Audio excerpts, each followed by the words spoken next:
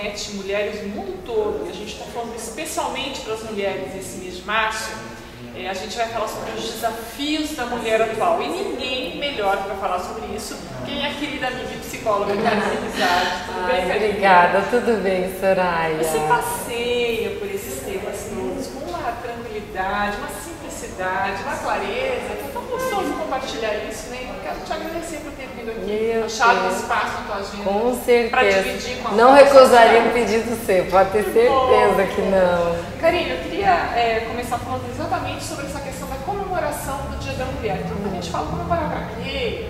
Né? Que conquista o quê? Tanta coisa ainda ruim acontecendo com as mulheres.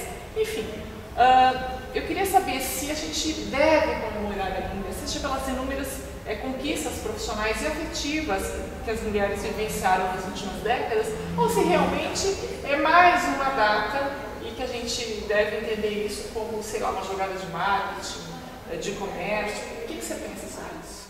Eu entendo assim. A mulher, ela sempre vai ter um desafio para ela ter que alcançar e vai ter situações onde isso vai ser eterno, né? De dela ter que lidar com situações desafiadoras. Eu não acho que haveria algum motivo para não haver essa comemoração. Eu sei que existe por trás disso todo o comércio, a especulação financeira e o quanto isso é rentável, né? Tem toda essa questão, vamos colocar assim, do ponto de vista mais social. Agora, de um ponto de vista psicológico, eu me remeto a pensar, Soraya, na nossa própria menstruação. Todos os meses, a nossa natureza se encarrega de lembrar, né, o quanto que nós somos mulheres e aquilo lá, ele representa, ela vem carregada de uma série de mensagens para nós. E eu acho que é digno, sim, porque para a gente dar conta de tudo que dá, eu acho que precisa um malabarismo enorme, né? Então, precisa sim ser celebrado, viu? Deixa eu lembrar, voltar um pouquinho do tempo. A luta pela igualdade entre homens e mulheres no Brasil, principalmente na década de 60, que a gente não viveu, mas que a história conta e mostra isso de uma forma muito clara, né? Essa luta, principalmente, cometeu alguns equívocos em nome da tão sonhada igualdade. No início, o movimento feminista assumiu algumas posturas de radicalização nessa luta, né? E sugerindo até uma postura de guerra entre os sexos. É um equívoco muito grande, a gente sabe disso, né? É impossível você viver competindo, seja com um homem ou com qualquer outra pessoa, tua vida vira um inferno, né? Nesse processo, algumas mulheres sentiam equivocadamente que para afirmar os seus direitos precisavam destituir o homem da sua vida. Essa é uma leitura que a gente faz lendo algumas posições de sociólogas, de psicólogos. Então a gente faz essa leitura depois de estudar um pouquinho de cada coisa e chega a essa conclusão. Competir, dependendo do contexto, não é salutar, não faz bem, não é legal. Como é que você vê essa questão das mulheres competirem o tempo todo com seus maridos, com seus pares, né? Nessa questão de posicionamento social, essa questão de ganho financeiro, de competência, é bom, é ruim? Né, provar com a troco do quê, né?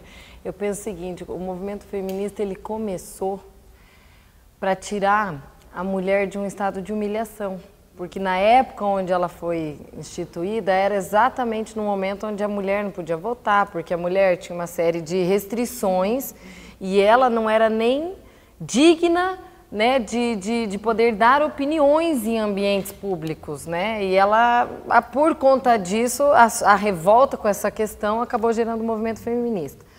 Só que daí nós acabamos indo para um outro polo, que é pior ainda, eu acredito, que é o fato da mulher ela tá pagando um preço tão alto por querer igualitar uma coisa que eu acho que nunca ela vai conseguir, porque ela perde muito com isso. Ela perde, eu percebo assim, em várias situações. Eu vejo um exemplo agora que me ocorre de lembrança assim, de mulheres que elas têm um posto onde elas acabam vestindo aquela questão de você ser homem e mulher junto ali ao mesmo tempo, toda hora, ela acaba perdendo muito o afeto do marido também. Porque ela acaba, eu percebo, pelo menos visualmente falando, sabe? E outra coisa que me ocorre também, você falou agora do movimento feminista, eu lembrei de quando que era aquela época que o homem trazia a caça para dentro de casa. Então hoje como é que a gente está visualizando? Hoje são duas pessoas trazendo a caça para dentro de casa. E aí essas duas pessoas competem da caça que elas estão trazendo. Só que antes era diferente, antes era o homem que trazia essa caça e aquela mulher olhava e ela falava, nossa, olha a força do meu marido, ele matou um bicho desse tamanho para trazer aqui para casa. Então esse homem ele era valorizado no seu papel de homem. E aí o que a mulher fazia? Ela pegava aquela caça e ela ia preparar um banquete com aquela caça daquele homem. E aí, pelo banquete que ela preparava, aquele homem entendia assim, nossa, que delícia de banquete que essa mulher preparou. Ou seja, existia uma ordem exatamente na questão dos papéis. E se hoje a gente trabalha numa linhagem, onde dentro de uma família ou dentro de uma relação só de casal, sem incluir filhos, onde a gente trabalha em cima dessa igualdade, eu acho que as pessoas saem muito feridas. Quando a gente fala em os grandes desafios da mulher atual, né? Muita mudança comportamental, em todos os sentidos. Esses desafios são só das mulheres? Eu acho assim. Ou principalmente das mulheres? O que está acontecendo hoje? A mulher está com muito desafio e vai ser sempre assim, é tipo estresse, não tem como se lidar, não tem como viver sem eles, tem que se adaptar, viver com aquela realidade de uma forma que você consiga planejar bem teu dia. Mas onde que eu acho que a questão bate? Quando você está lidando com uma mulher que ela tem muito desafio, se ela vai para um papel feminista demais, ela corre um sério risco, Soraya. Ela cria filhos bananas. Pode analisar. Nós estamos vivendo uma geração de homens que estão enfraquecidos. E quando você me faz a pergunta, esses desafios só são das mulheres, eu acho que não, porque eles se espalham, eles se estendem para os filhos, que pegam as consequências disso, e para a figura do homem também, porque ele também se bate, né? Em algumas questões de saber, peraí, o próprio fato quando você casa, você vem de uma origem, outro do outro, né? As coisas, mesmo o sistema familiar, eles são diferentes, eles precisam desse ajuste. Então, se você for avaliar agora, o que não dá é para ir na força, porque se a mulher vai na força, ela se dá mal. E uma coisa que eu percebo, sabe o que é? Que a feminilidade da gente, ela tem tanto poder quanto a masculinidade. Só ela precisa ser bem usada. Ah, meu Deus, aí é que está, né? A sabedoria para fazer isso, né? Com relação agora ao casal, eu queria saber como é que você orienta o casal nessa luta diária, porque existe real essa questão de competição, e às vezes até pelo tempo, é pela atenção, pelo cuidado com os filhos. A gente sabe que a mulher ela tem um teor de responsabilidade muito forte, não sei se não é que o homem, nesse contexto de família, não quero parecer injusta, não sei, mas me parece que é maior, né? Então a gente se preocupa com o trabalho, o marido também se preocupa com o trabalho, em trazer dinheiro para casa, a preocupação de ambos, a preocupação com os filhos de ambos, mas a preocupação da mulher é especial, é maior, né? Você se preocupa com o que ele vai comer, com o que ele está pensando, com o estado de espírito do filho, com o futuro, enfim. O homem, mas não sei, é diferente, né? Como é que você orienta o casal para alcançar esse equilíbrio? Que conselho você daria hoje para o casal que está assistindo a gente, para ter esse equilíbrio? Eu tenho uma coisa que eu acho que está funcionando bastante e quem nos ouve pode tentar fazer isso em casa, porque eu acho que é uma coisa bem pontual. É importante o casal rever anualmente seus próprios objetivos. Então, por que eu falo anualmente? Porque é importante dizer assim, amor, olha, eu tô com uma rotina assim, assim, assim. Que papéis que você tá, que tipo de coisa você tá fazendo. Se coloca do lado ali, coisas que a mulher tá fazendo, coisas que o homem tá fazendo. Nós não estamos disputando aquela questão quem tá com mais, quem tá com menos. Não. Mas coisas assim, ó. Por exemplo, nós estamos com filhos pequenos. E quem é que vai buscar os filhos na escola? Me ocorre o exemplo. Né? Uma rotina parece simples, mas é assim, é um exemplo extremamente simples, mas se sobrecarrega só para um lado, vai estourar em outro lado em alguma coisa. Se não houver a comunicação de saber, ó, como que está o meu dia e como que está o seu, aquele marido ele também não vai ter a consciência do que está acontecendo no teu dia, porque ele vai achar que você está conseguindo fazer aquilo com maestria. E às vezes eu perco de vista o universo do outro também. E a gente também muitas vezes perde de vista o universo que o marido está passando. Porque, quer ver um exemplo? O dia que o marido chega tenso e nervoso em casa, pode saber, ele está preocupado com coisa do trabalho. E qual que é a relação que a mulher associa? Ela está dando patada, ele está dando patada em mim, porque ela acha que é pessoal para ela. É comigo o negócio. É comigo no negócio. E não é. Às vezes, isso eu vejo no âmbito geral mesmo. Se a pessoa começa a se propor para perceber que existem fases. E por que eu falo que esses objetivos precisam ser renovados? Porque o que eu preciso, o que um casal precisa para este ano, será diferente ano que vem. Um casal que tem filhos pequenos será diferente do casal que tem filhos grandes e será mais diferente ainda do casal que tem filhos que já saíram de casa. Eu preciso organizar essa rotina de uma forma onde fique gostoso. Só que se o casal não conversa, aí o casal não consegue organizar. E aí a tendência de ocorrer uma percepção errada, sabe? Tipo assim, ele vai achar, nossa, você tá ali internada no trabalho, você não sai de lá, não sei o quê. Ele também não consegue entender todo o processo e a carga que essa mulher vai levando no decorrer, porque às vezes ela está num trabalho que tem épocas do ano que extraem dela um pouco mais de necessidade de atenção e tem épocas que a coisa é um pouco mais calma, dependendo da profissão.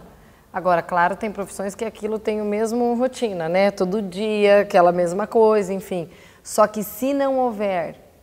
Sabe qual que é um bom momento para fazer isso, de planejamento? Na hora que o casal está de férias, está lá na praia, tomando uma caipirinha, sabe? Ou comendo milho, né? Que você está bem light, porque quando você está de férias, a tua cabeça ela não está funcionando a 1000 por hora, na mesma velocidade que você está quando você está na tua rotina.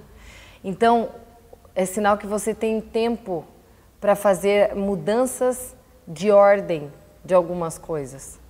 Às vezes até o que a gente vai jantar de noite. É uma coisa que sempre dá problema, porque a maioria dos casais às vezes, a gente come toda vez isso, mas o meu marido não gosta de comer isso. E às vezes é a mulher que não quer porque ela não quer fazer. Um exemplo, são coisas tão pequenininhas, concorda? E isso geralmente, ela trava todo o andamento de uma casa. Trava. Né? Tempo que eu vou parar para fazer tarefa com o filho. Ou o tempo que eu vou investir em fazer um exercício físico. Não dá depois das 6, vou ter que acordar antes, como é que a gente vai negociar? Você fica em casa, o outro sai, Então, mas para que vai acontecer isso? Se não houver esse planejamento, que parece uma coisa bobinha, mas o planejamento tá a chave do negócio. É aí. Como tudo na vida, né? Como tudo na vida. Se você estivesse falando com um coaching em administração, ele ia te dizer assim, olha, antes de você abrir uma empresa, você faz um planejamento, estabelece planos, analisa custos, analisa, né, toda a questão de mercado. E com uma família, com um relacionamento familiar, não é diferente. Você vai ver, e assim, faça o teste.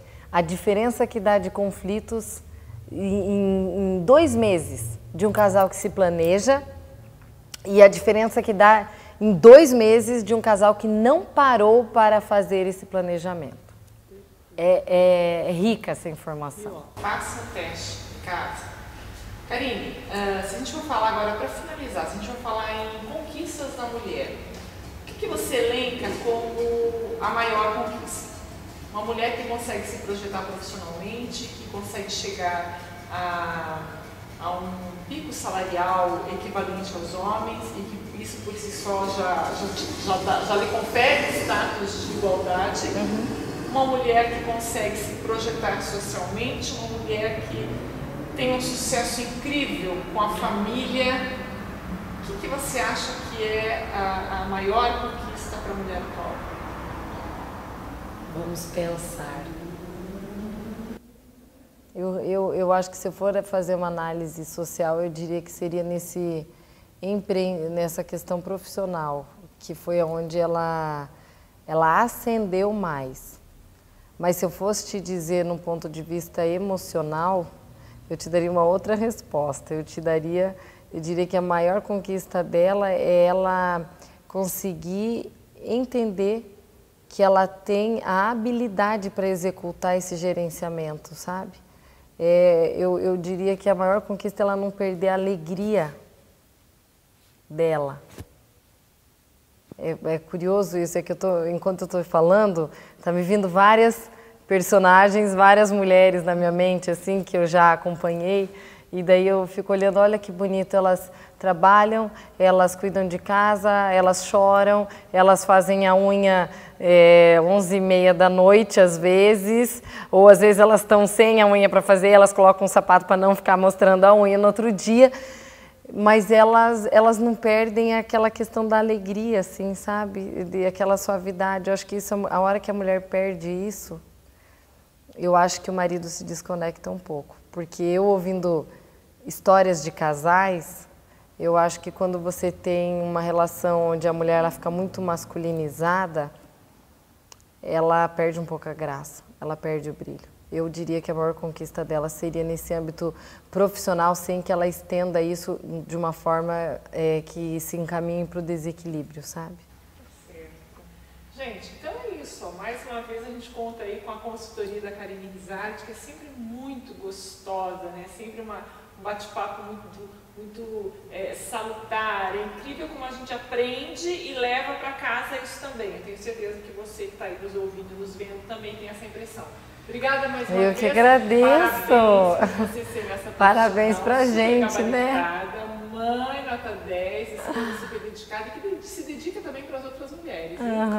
Eu que agradeço e eu transmito a mesma coisa para você, Soraya, que tem essa preocupação de poder gerar informação na mente das pessoas. É isso aí. Vamos lá, enquanto